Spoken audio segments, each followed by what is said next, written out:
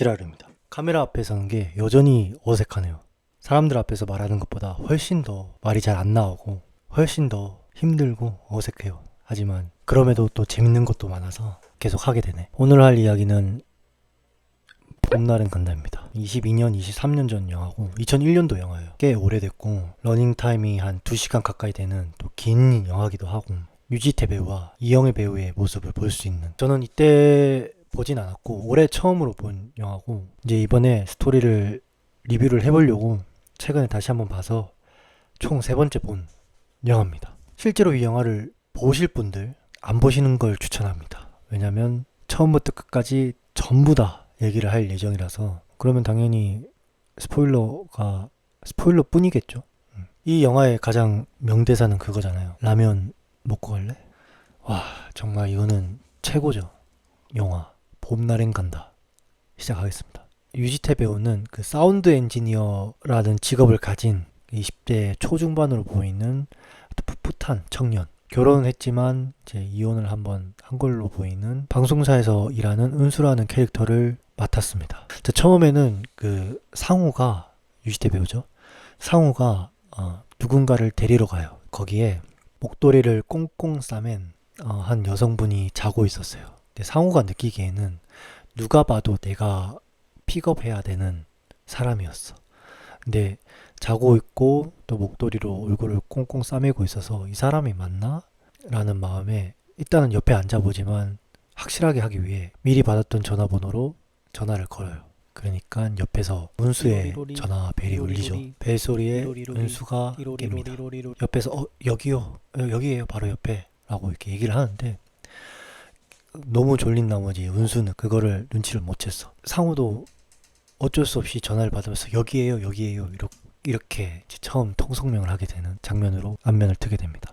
상우는 은수랑 같이 어느 대나무 숲에 가서 이 대나무 숲이 움직이는 소리를 녹음을 하고 있습니다. 상우가 이제 대나무 숲 녹음이 잘 됐나 듣고 있는데, 은수가 와가지고 이제 나도 좀 들어볼까요 하고 상우가 헤드셋을 건넵니다. 싱그러운 대나무 숲의 소리가 들리죠. 은수는 이제 방송가 사람인데 시골에 있는 할머니들을 인터뷰를 해서 방송에 사연을 담나봐요. 할머니, 제가 뭐 좀 여쭤보려고요. 아유, 여쭤봐. 할머니 이러면 어떻게 되세요? 강화순, 강자, 화자, 순자? 그럼 나이 연세가 이런 누 할머니랑 이제 얘기를 하고, 할머니 배고프다고 밥 빨리 달라고 하면서 방을 나갑니다. 상우는 이제 은수가 할머니랑 얘기를 하는 동안 마루에 앉아서 마이크를 정리하고 있었어요.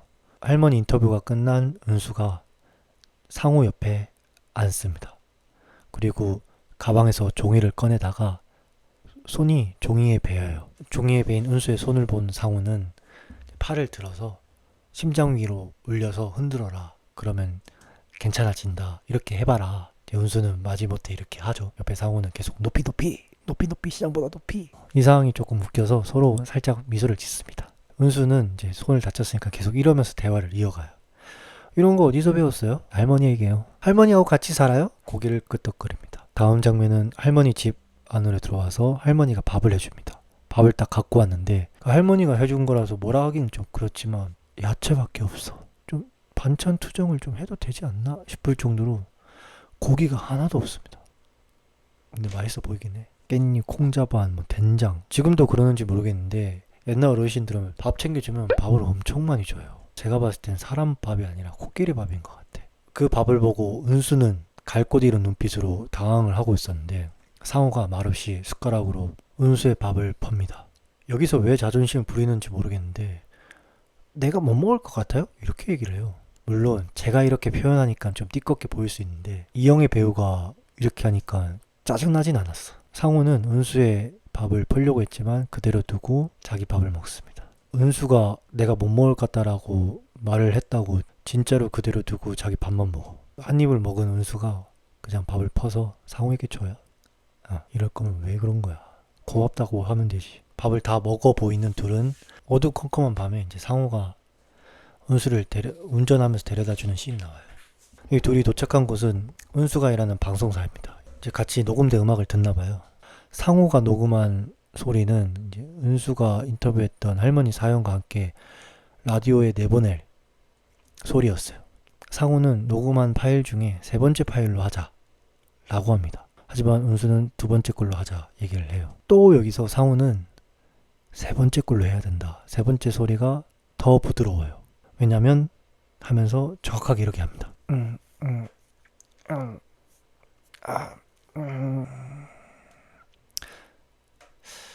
세 번째 소리가 더 좋아요. 그 말을 듣고 은수는 지친 목소리를 냅니다. 이 장면을 보면서 정말 프로답지 못하구나, 상우가. 정말 상우가 프로답지 못하구나. 클라이언트나 누군가한테 뭐가 더 좋다고 얘기를 할 거라면 말로 설명을 할 수 있어야 돼요. 왜 좋은지 그 까닭을 얘기를 할 줄 알아야 된다고 생각을 해요. 적어도 프로라면. 일상생활에서는 그렇게까지 하면 물론 그렇게 하면 좋긴 하겠지만 굳이 그렇게까지 할 필요는 없다고 생각은 하는데, 이 디자인은 이 배경색이 너무 진해서 텍스트가 잘 안 보여요. 그러니까 B보단 A가 좀 더 나을 것 같아요. 이런 식으로 얘기를 할 줄 알아야 된다고 생각을 해. 근데 말을 못해. 왜 좋은지를 설명을 할 줄 몰라요, 상우. 저는 음량 쪽은 잘 모르지만 두 번째 소리보다 세 번째 소리가 더 좋아요. 왜냐면 바람 소리가 강하지 않아서 할머니 사연이 더 돋보일 것 같아요. 이렇게 얘기를 했어야지. 아니면 좀 플러팅한다 생각을 하면 세 번째 소리가 더 좋아요. 왜냐면 이게 더 부드러워요. 부드러워서 은수님 목소리랑 더 잘 어울려요. 그러면 이제 은수가 야 기분 좋아서 알겠어요? 뭐 이렇게 하겠죠. 해요. 은수는 어쨌든 그 라디오 부스 유리창 너머로 상우가 녹음했던 대나무 숲 소리가 흐르면서 은수의 목소리로 할머니의 사연을 읽습니다. 다 읽고 나서 라디오 부스 유리창 너머로 상우를 보면서 손가락으로 3을 딱 3개를 들면서 웃습니다. 야, 이게 밀당이 아닌가. 야, 진짜 고수다, 고수. 전 이게 진짜 좋은 밀당이 아닌가 싶습니다. 뭐 연락을 안 받거나 일부러 데이트를 약속 잡는데 한번 튕겨보거나 뭐 이런 밀당보다 이런 밀당이 미쳐버리는 밀당이 아닌가 생각을 하게 됐어요. 녹음이 끝나고 이제 복도 자판기 앞 소파에서 둘은 자판기 커피, 밀크 커피를 마십니다. 상우가 은수를 좀 위하는 마음으로 먼저 얘기를 꺼내요. 밤새 일하면 피곤하죠? 식구들 걱정 안 해요? 은수는 대답을 합니다. 걱정해주는 사람 있으면 좋겠다. 내가 은연중에 좀 외롭다라는 표현을 한 거잖아. 은연중에 누군가 필요하다는 얘기를 한 거잖아. 그 말을 들은 상우가 하는 말이 결혼해요 그럼. 순간 어색해져요. 은수 입장에서는 지금도 물론 그 이혼에 대한 타이틀이 여전히 무겁지만 지금에 비해서 이때는 훨씬 더 무거웠을 거 아니에요. 그래서 자기가 결혼을 한번 해봤다, 이혼을 했다 이렇게 얘기를 한 게 주변 사람들에게 조금 어색함을 준다는 거를 이미 많이 경험을 해봤어. 그래서 서로 어색해져요 지금. 그리고 은수가 먼저 말을 꺼냅니다. 혹시 소화기 사용법 알아요? 소화기 사용법은요, 오른손잡이일 경우 소화기를 똑바로 잡고 왼손으로 안접힌을 제거한 후 오른손으로 투척 이렇게 하면 돼요. 그리고 이 얘기를 들은 상우는 뭔 말 하나 싶어서 아무 대답을 하지 못합니다. 왜 이렇게 소화기 얘기를 갑자기 했냐. 이혼했다는 얘기로 분위기가 어색해지고 상대방이 미안해할까봐 먼저 분위기를 좀 풀고자 어떤 얘기라도 좀 하려고 했던 거고, 평소에 소파에 앉아서 커피를 마시면서 봤던 소화기니까 그 얘기를 그냥 꺼내요. 분위기 전환, 대화 주제의 바꿈 뭐 이런 걸로. 하지만 상우는 그 얘기를 들어도 어떻게 대답을 할 수가 없죠. 무슨 말을 해야 될지 모르지. 제가 봤을 때는 은수가 분위기 전환을 하려고 평소 잘 알던 소화기 사용법을 얘기를 했다. 이 장면이 은수가 뭐 잘못했다기보다는 은수가 분위기를 잘 풀어보려고 얘기를 한 거니까 잘못한 건 없어요. 하지만 상우같이 말을 크게 막 잘하는 편이 아니고 순수한 청년에게는 그냥 평소에 주말에 뭐 하세요? 할머니랑 같이 살았겠네? 어릴 때부터? 음식 뭐 좋아하세요? 저는 마라탕 탕후루 좋아하는데. 상우의 이야기를 할 수 있는 주제로 던지는 게 좀 더 좋았죠. 상우는 가족들이 있는 집으로 옵니다. 이 가족은 상우, 아빠, 엄마는 아마 사별한 걸로 보이고 고모도 남편이 바람핀 것 같아 보여요. 할머니는, 할아버지는 없어. 딴 여자랑 바람펴서 집을 떠난 걸로 보여요. 할머니는 머리에 좀 문제가 있어 보입니다. 젊은 할아버지의 사진을 보면서 방긋 웃지만 나이 든 할아버지 사진을 보면 이게 누구냐고 집어 던지는 젊은 날의 남편에 대한 집착, 환상 꿈 이런 거에 잡혀 있는 것 같아 보여요. 고모는 설거지하고 상우는 사과를 깎습니다. 상우는 할아버지에 대해서 잘 모르니까 고모한테 물어봐요. 할아버지 좋았어. 할머니 되게 잘 챙겨줬고 옷도 사주고. 근데 왜 바람 폈대? 살다 보면 그럴 수 있단다. 지금 저의 가치관은 누구나 바람 필 수 있다. 나도 바람 필 수 있고 너도 바람 필 수 있다. 그러니 우리는 서로 우리의 마음을 잘 살피면서 바람 피지 않게 잘 경계해야 된다 라고 생각을 하고 있어요. 저는 내가 특별한 사람이라서 바람을 안 피는 게 아니라 우리 모두 똑같이 부족하고 쉽게 뭔가 유혹에 빠질 수 있는 사람이기 때문에 바람을 피면 안 되는 쪽으로 가야 된다 생각을 해요.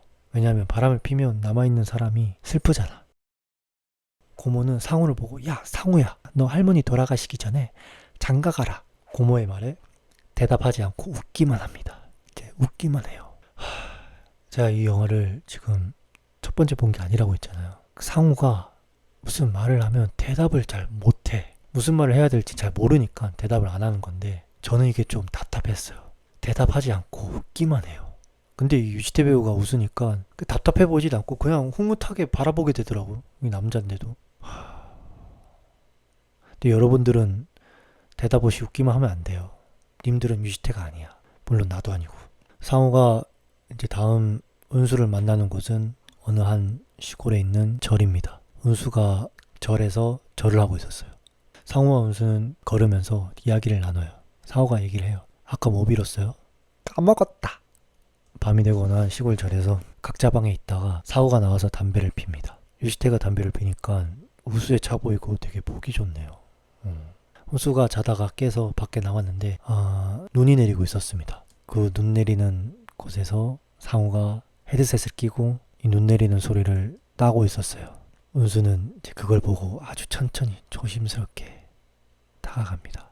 녹음에 방해되지 않게 상우 옆에 가서 쪼그리고 앉습니다. 근데 서로 보질 않고 그냥 정면을 보고 있단 말이야. 근데 웃고 있어 서로. 아 좋다. 상우는 은수를 자기 차로 데려다 줍니다. 은수가 지금 내려야 되는데 아쉬운 듯한 표정으로 지금 살짝 못 내리고 있어. 나가려고 몸을 딱 일으키는 순간 상우가 손을 내밀어요. 둘은 악수를 하고 은수는 내립니다. 약 1초 뒤 은수가 차문을 열고 들어와서 올타임 레전드급 대사를 칩니다. 라면 먹을래요? 야, 와. 듣기로는 원래 다른 대사가 있었대요. 근데 이영애 배우가 라면 먹을래요 바꾼 거래요. 아 그게 진짜 신의 한 수였던 것 같아. 영화의 완성도에 진짜 좋은 것 같아요. 하지만 이 상황에서 난 별로 안 좋은 것 같아. 상우는 이 라면 먹을래요 라는 말을 진짜 라면에 대한 생각을 할 인간이야. 그만큼 순수해. 라면 먹을래요? 나 지금 배 안 고픈데? 이렇게 생각할 놈도 있을 거고 나 같은 놈은 그런 얘기를 들으면 좀 부끄럽지만 겉면인가? 이런 생각을 했을 거라고. 부끄럽지만 이미 이제 둘이 같이 있고 싶어하는 마음이었고 상우도 그런 와중에 어떻게 말을 해야 될지 모르겠고 은수가 먼저 라면 먹을래요 얘기를 한 거잖아요. 은수한테 고맙다. 은수한테 박수 쳐주고 싶다라는 생각을 했고 은수가 정말 용기를 냈다라는 느낌이 어디서 나오냐면 이 장면 바로 뒤에 은수가 방을 치우는 장면이 나와요. 그런 말을 했을 때 자기 집이 얼마나 어지럽혀져 있을 거란 생각을 분명 했을 거란 말이야. 그 어지럽힘 때문에 어떻게 보일까 걱정도 했을 거고 순간 망설였을 거란 말이지. 그런데도 불구하고 상우랑 같이 함께 하려고 이 밤에 그런 얘기를 꺼냈어. 근데 상우는 정말 라면만 먹어요. 저는 라면 먹을래요 이 대사가 정말 올타임 레전드급 진짜 최고의 대사라고 생각을 하지만 상우한테는 패착이었다. 라면 먹을래요 라고 했는데 여기서 어색해지면 진짜 라면을 해줘야 돼. 그리고 라면을 해주면 라면을 먹을 수밖에 없어. 라면 먹었는데 칫솔도 없는데 거기서 뭐 키스하겠어? 냄새 날 것 같은데 그런 걱정 또 하지 않을까? 하지. 물론 그 상관없이 하는 경우도 많긴 하겠지만 그런 걱정도 할 수도 있잖아. 그래서 차라리 님들이 만약에 이런 대사를 칠 거면 상대방이 이 말을 센스 있게 받아들일 수 있는 사람인지 아니면 정말 순수해서 이 말조차 센스 있게 받을 수 없는 사람인지 확인을 하고 라면 먹을래요를 정말 라면과 함께 묶어서 생각해버릴 사람이라면 그냥 솔직하게 센스 있게 얘기를 하지 말고 같이 있고 싶은데 저희 집 뭐 들어올래요? 같이 더 얘기할래요? 그냥 이렇게 얘기를 하는 게 오히려 더 센스 있는 거야. 3명이 앉을 수 있는 그런 소파 있잖아요. 딱 한 칸씩 한 칸씩 한 칸씩 이렇게 3칸 있는 소파인데 그 가운데 칸 비워놓고 양쪽 끝에 서로 앉아있어요. 둘이 어색하게 있죠. 대화도 안 하고 서로 어떤 말을 해야 될지 모르는 상황이지만 여기서 은수는 스킨십에 관련된 어색함이 좀 있어. 부끄럽기도 하고. 상호는 이게 처음이고 그런 생각보다 어떻게 얘기를 꺼내야 될지에 대한 말을 지금 못하는 그런 순수한 사람이야. 다행히 주변에 술병이 좀 많으니까 그걸 보고 어느 술 좋아하세요? 라고 질문을 던집니다. 은수는 지금 어색해서 머리 이렇게 만지면서 얘기를 해요. 그냥 뭐 왜요? 술이 다양해서. 여기서 또 상우가 이 말 좀 그만했으면 좋겠어. 뻔히 이제 이혼녀라는 걸 아는데 여기서 또 하는 말이 혼자 산지 오래됐어요? 그래 뭐 이렇게 질문할 수 있는데 굳이 이런 얘기를 해야 되나? 이 질문에 대답을 안 하고 은수는 바로 말을 바꿉니다. 재밌는 얘기 좀 해봐요. 나 재밌는 얘기 잘 몰라요. 원래 썰렁해요. 재밌다. 하고 서로 같이 웃습니다. 저는 오히려 이런 그 약간 찐땀이라고 해야 되나? 잘 모르니까 어떻게 대화를 이어나갈지 잘 모르잖아요. 찐땀이를 그렇게 크게 좋아하진 않는데 좀 오히려 그러면 그럴수록 좀 솔직하게 얘기를 하는 게 되게 매력적이라고 생각이 들어요. 저는 솔직하게 저 원래 썰렁해서 재밌는 얘기 잘 몰라요 이렇게 얘기하는 게 저는 좋아 보였어요. 은수 입장에서도 그런 상호를 보면서 어린 날에 좀 순수했던 모습들을 떠올릴 수도 있고 그렇게 기분 나쁘지만 않았을 것 같아요. 그래서 일단 라면을 해줍니다. 뜯긴 뜯었지만 솔직히 라면이 중요한 건 아니잖아. 은수 입장에서는. 은수 머릿속에는 라면이 있지 않아요. 그래서 라면 뜯는 와중에서도 어떻게 말을 해야 될지 고민하는 게 다 보여. 자고 갈래요? 또 어색하니까 또 서로 웃어. 라면을 먹고 잡니다. 자기는 은수집에서 같이 자지만 서로 따로 자요. 상우는 침대에서 자고 은수가 바닥에 자. 이거 미친놈이네. 상우는 깨자마자 제 거실에 자고 있는 은수한테 가서 같이 누워서 쳐다봐요. 그것 때문에 은수가 좀 깼나봐. 서로 웃고 상우가 키스를 시도합니다. 키스하고 좀 더 스킨십을 이어나가려 했었는데 은수가 좀 제지를 하면서 우리 좀 더 친해지면 해요 라고 합니다. 그 전날 밤에 그 은수가 그렇게 다 용기를 내면서 얘기를 전부 다 이끌어 갔단 말이야. 아무것도 안 하고 라면만 먹고 잤잖아. 자기 침대에서. 그리고 그날 다음날 아침에 인제 와서 눈 뜨자마자 이렇게 가가지고 스킨십하고 같은 장소에서 같이 잤다라는 이유만으로도 상우의 자신감이 올라가 버렸어. 은수가 스킨십을 멈춘 게 살짝 거기서 오는 현타를 조금 받았지 않았을까. 어제 그렇게 내가 용기를 다 냈는데 이제 와서 그런가에 대한 약간의 현타도 있을 것 같고 아침에 일어났는데 씻지도 않았잖아. 자기한테 냄새가 날까봐 또 걱정이 될 수도 있고 지금 아니어도 충분히 같이 할 수 있으니까. 상우도 이제 집에 가려고 옷 입고 나오는데 신나서 막 뛰어다녀요. 이것도 보기 좋아. 그렇게 상우가 뛰고 나서 은수의 집을 딱 바라봤는데 은수가 창문으로 다 보고 있었어. 상우는 살짝 머쓱한 듯 인사를 해요. 안녕. 이들은 이제 서로 사귀자라는 장면은 없었지만 공식 연인이 됩니다. 다른 장면에서는 직장 동료들이랑 회식을 하고 술을 엄청 마시는데 보고 싶다고 은수에게 전화가 왔어. 직장 동료들을 그거 보면서 놀리기도 하고. 여기서 봤을 때는 상우가 서울에 있는 것 같고 은수는 강릉에 있어요. 정말 많이 마셨으니까 운전을 할 수 없잖아. 하지만 너무 보고 싶어. 은수가 운전할 수 없으니 택시 기사를 하는 친구를 부릅니다. 그리고 그 친구한테 강릉을 가자고 해요. 나 사랑하는 사람 생겼다. 택시 기사 친구는 참 멀리도 산다 하고 말없이 운전을 해줘요.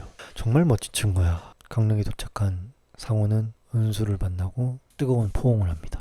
서로 이제 데이트한 장면이 좀 나오고 은수가 운전을 좀 못했나봐. 운전을 가르쳐 주려고 은수가 운전을 하기 위해 운전석에 앉아 있는데 상우도 운전석에 앉아 있어. 상우 무릎 위에 은수가 앉아 있는 거예요. 이거 하면 안 돼. 둘이 안전벨트 또 안 맸어. 보통 근데 운전을 못하는데 상우가 화를 한 번도 안 내. 운전을 가르쳐주면 그 싸우는 클리셰가 있는데 여기는 그냥 행복한 모습밖에 안 보여줍니다. 이건 조금 이상했어. 길가에 차를 대고 나와서 기지개를 핍니다. 나왔는데 마침 또 풍경이 되게 좋아요. 평야가 있고 저 멀리에 산이 있고 그 사이에 나무가 딱 하나 작은 나무가 언뜻 서 있어. 기분이 너무 좋고 또 남자친구랑 같이 재밌게 운전도 하고 이러니까 행복하잖아. 그러니까 이 행복한 기분에 상훈씨 우리도 같이 죽으면 저렇게 같이 묻힐까?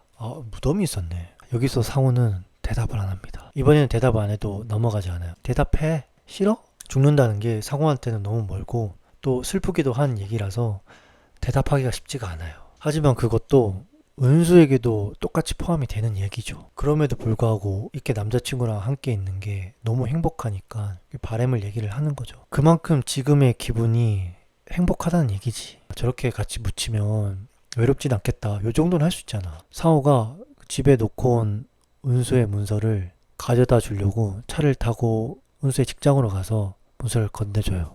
상호는 이제 은수를 도와주고 만날 생각에 행복해 하면서 온 것 같은데 은수는 문서만 받고 고마워 하고 갑니다. 상호가 살짝 여기서 좀 서운했다는 느낌을 받았을 것 같아요. 그리고 은수를 보내는 걸 보고 상호는 출발을 합니다. 운전을 다시 해요.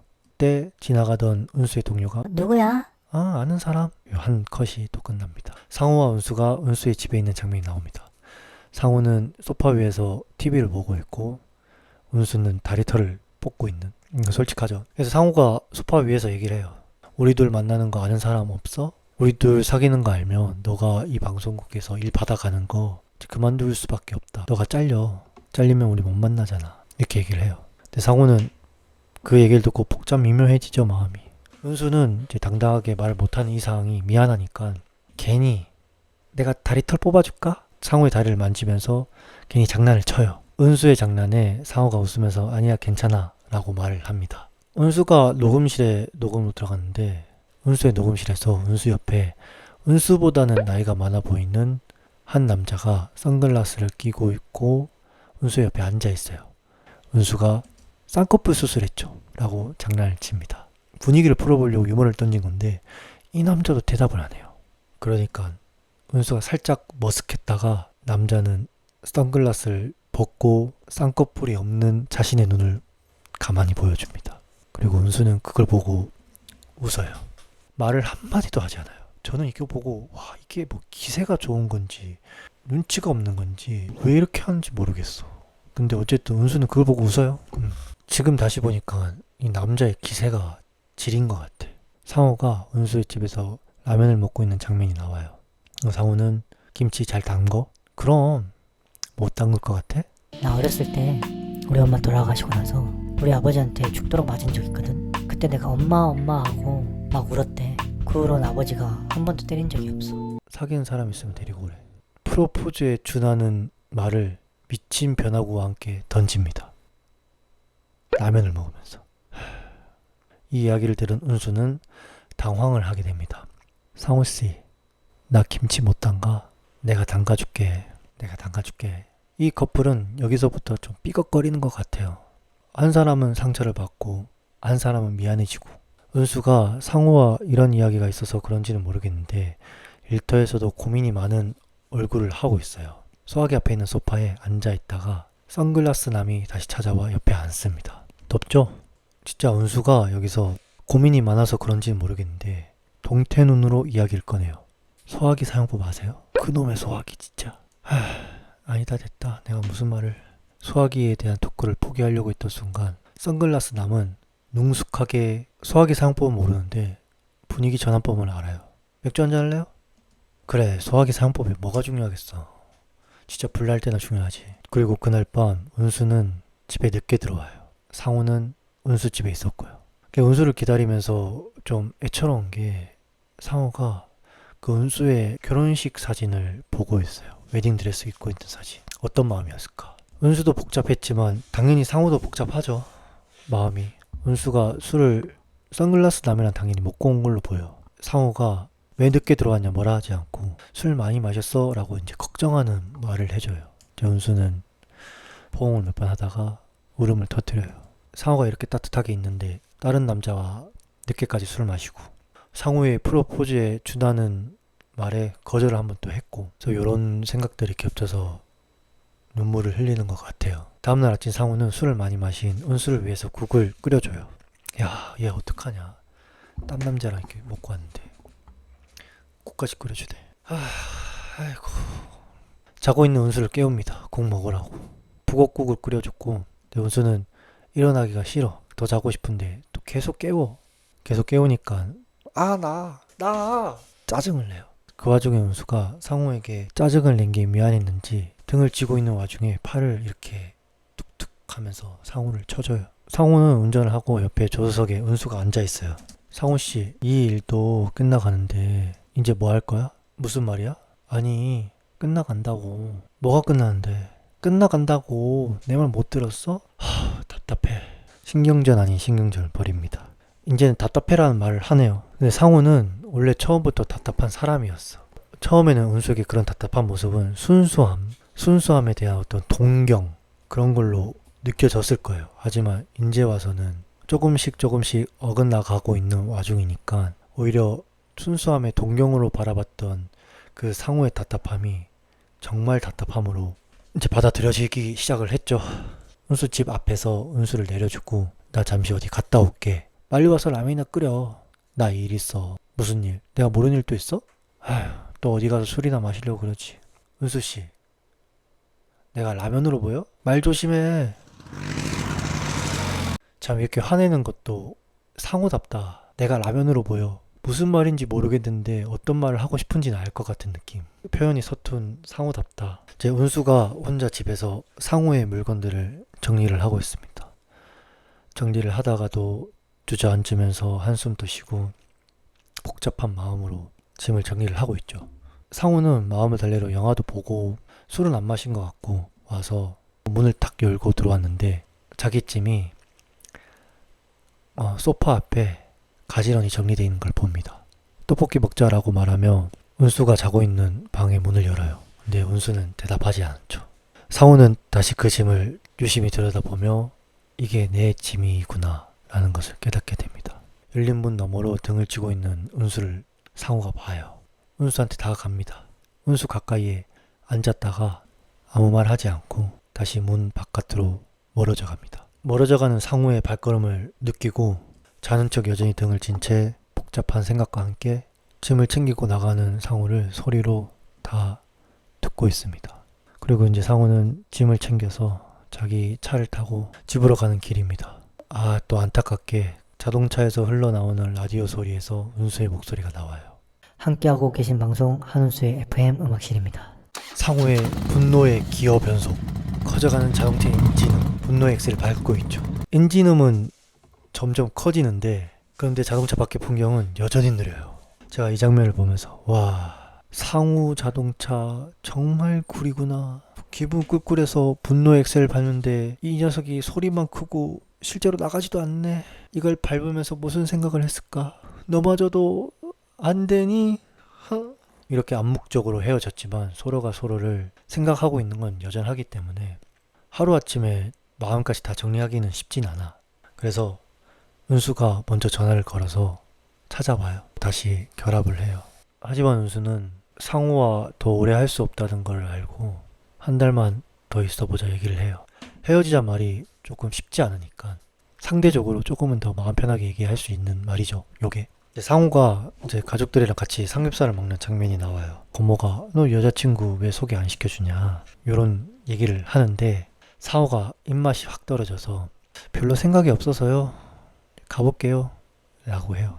그리고 간 곳은 부엌이었고 맛있는 삼겹살 대신에 컵라면을 먹어요. 은수를 생각하면서 먹는 거죠 당연히. 그걸 본 상우의 아버지는 어떠한 말도 묻지 않고 말없이 소주 한 병을 딱 건네면서 열심히 해 임마 어깨를 토닥이고 갑니다. 이야 멋있다. 상우가 다시 보고 싶어서 은수한테 연락하는데 전화를 안 받아. 왜냐면 그 시간에 은수는 선글라스 남이랑 놀고 있거든. 선글라스 남이 이제 운전을 해주고 있어요. 은수가 선글라스 남을 자극합니다. 달려요. 상우였으면 이것도 빠르다라고 했을 텐데 선글라스 남은 속도를 밟습니다. 은수는 이런 스릴을 좀 좋아하는 것 같아요. 그 상우랑 운전할 때도 달리라는 얘기를 먼저 했었고 은수가 선글라스 남자랑 같이 있을 때도 달려라라는 말을 먼저 꺼냈고 정말 달리는 걸 좋아하는 은수였지만 정말 달렸던 남자는 상우가 아니고 선글라스 남이었고 그래서 그게 더 상우 때문에 선글라스 남자가 더 비교가 되면서 더 매력에 빠지게 되는 거죠. 여전히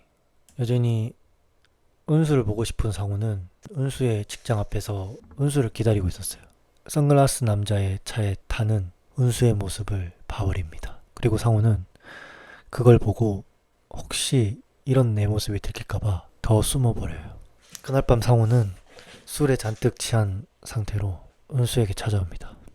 재밌는 거 보여줄까 하고 웃긴 표정을 하는데 은수는 상우의 얼굴을 쓰다듬으면서 우리 이러지 않기로 했잖아 라고 차갑게 얘기를 해요. 그 말 들은 상우는 자리에서 일어나서 안방으로 가서 울면서 잠에 빠집니다. 그리고 은수는 흐느끼는 소리를 들으면서 많은 생각에 잠긴 눈빛을 하고 있어요. 근데 헤어지고 나서 술 먹고 찾아오지 마. 무서워. 찾아갈 거면 맨정신에 내가 위험을 가하지 않겠다라는 충분한 행동을 보여주면서 찾아갈 거면. 다음날 아침 은수는 이제 확실하게 얘기를 해요. 우리 헤어지자.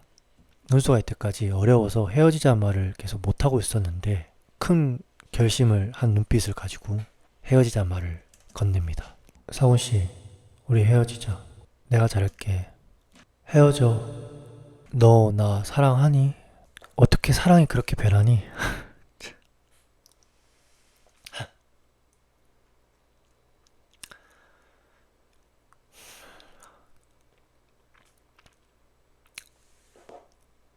그래, 헤어지자. 그렇게 얘기를 하고 상우는 은수의 손을 한번 잡고 뒤로 돌아 떠나갑니다. 상우의 할머니는 한 번씩 기차역 벤치에서 혼자 앉아 있어요.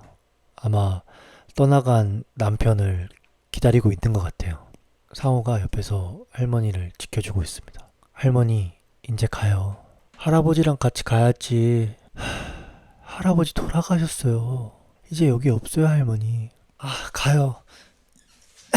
이제 정신 좀 차리세요. 운수랑 그런 일이 있고 나니까 평정심을 유지하기가 굉장히 힘든 상태예요. 할머니 앞에서 화를 내기도 하고 울음을 터뜨리고 하는 상우였어요. 일단 할머니는 잘 모시고 집으로 돌아왔고 이제 상우는 이별의 아픔을 잊기 위해 분노의 벤치프레스를 합니다. 분노의 벤치프레스 하기에는 일단 무게가 너무 낮아. 제가 봤을 때 한 무게가 30kg 정도. 분노라고 하기엔 좀 애매해. 그냥 푸시업을 했으면 좋겠는데. 상우는 헤어지자고 얘기를 했지만 여전히 은수를 잊지 못하고 있습니다. 밤늦게 은수 집 앞으로 운전을 해서 찾아갑니다. 그리고 은수 집 밑에서 은수가 창문으로 옷을 정리하는 걸 보고 불 꺼지는 것까지 봐요. 이런 거 제발 하지 마. 왜 그런지 알겠는데 이런 거 좀 하지 마. 진짜 무서워. 여자 입장은 진짜 무섭단 말이야. 하지 마. 상우는 그 은수 집 앞에서 잠들었어요. 맨 땅에서 잠든 건 아니고 자기 차 안에서 잠들었어. 근데 은수가 나가면서 그런 상우를 발견해버려. 문을 탁탁 두드립니다. 상우씨 여기서 뭐 하는 거야?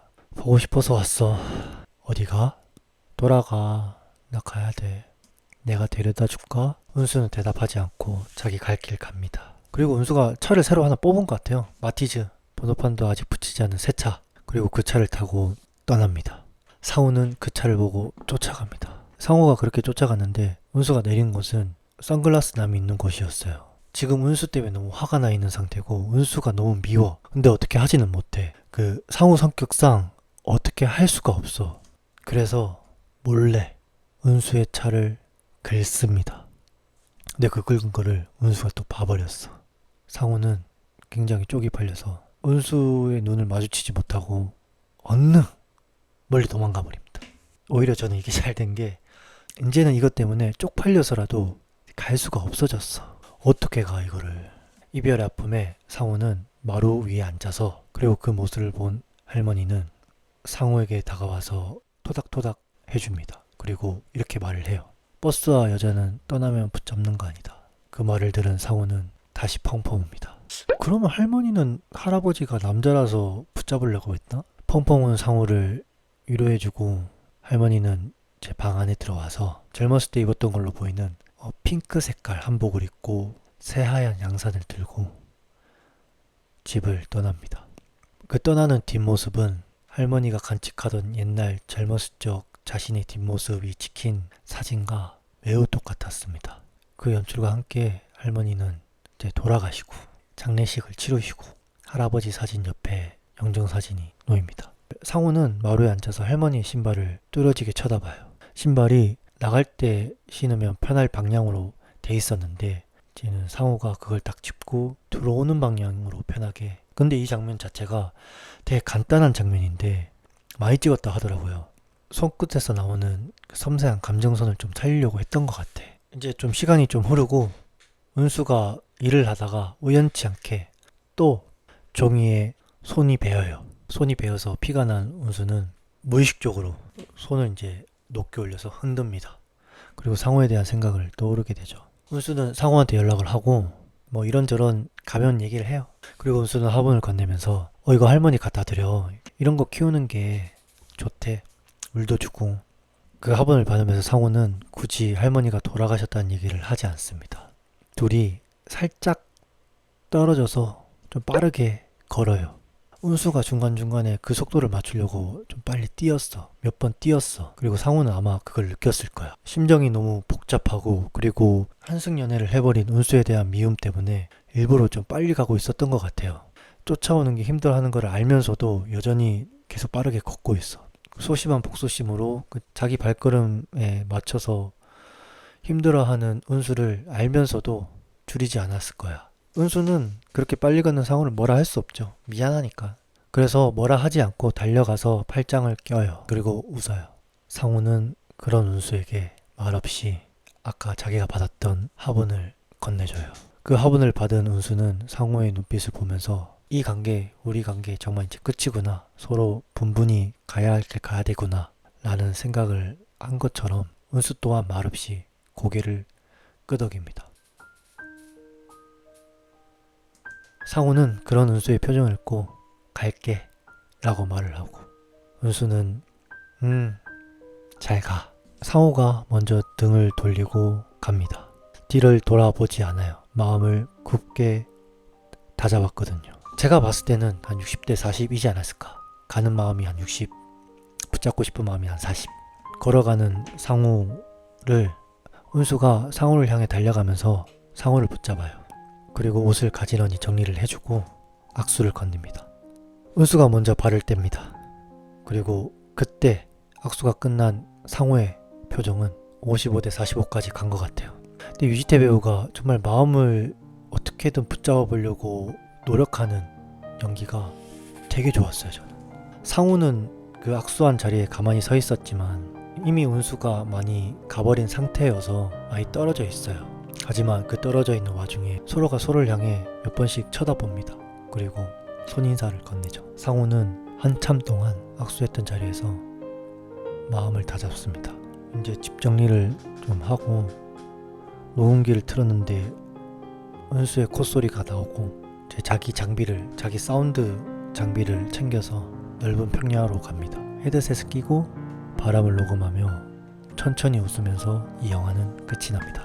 정말 영화가 너무 좋았어요. 저는 제가 만약에 20대 초반 때 봤으면 은수에 대한 이해를 전혀 하지 못했을 거고 은수를 욕했을 것 같아요. 그리고 상호가 너무 불쌍하다 생각이 들었을 테고 지금 본 것에 대해 감사하다. 더 어렸을 때 보지 않았던 거에 감사하다. 그래서 당연히 추천하는 영화고 이 영화를 본 여러분들의 소감도 다른 사람들의 소감도 좀 듣고 싶긴 해요. 저와 같은 감정을 느꼈을지 그러면 즐거울 것 같고 저와 다른 감정을 느꼈다면 좀 신기했을 것 같고 오늘도 저의 영상 봐주셔서 너무 감사합니다. 오늘도 좋은 하루